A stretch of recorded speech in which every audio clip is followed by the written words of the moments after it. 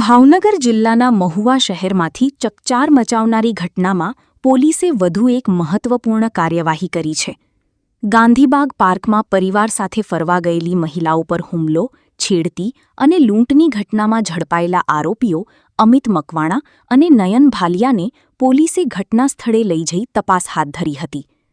માહિતી મુજબ આ બંને આવારા તત્વોને પોલીસે ગણતરીની કલાકોમાં ઝડપી પાડ્યા બાદ કડક પૂછપરછ શરૂ કરી હતી.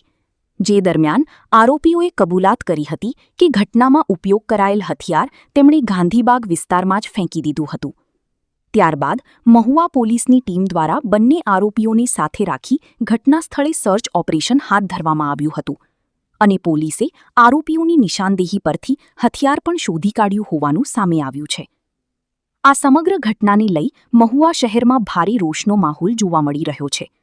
સ્થાનિક લોકોમાં એવી પણ ચર્ચા છે કે આવા લુખ્ખા તત્વો સમાજમાં ભય અને અશાંતિ ફેલાવવાનો પ્રયાસ કરતા હોય છે. ત્યારે મહુવા પોલીસે ઝડપી કાર્યવાહી કરી આરોપીઓને કાયદાના કડક હાથોમાં સોંપી સાબિત કરી બતાવ્યું છે કે સમાજ માટે જોખમી લોકોનું સાચું સ્થાન માત્ર જેલ જ છે. હાલ પોલીસે સમગ્ર મામલે વધુ તપાસ હાથ ધરી છે.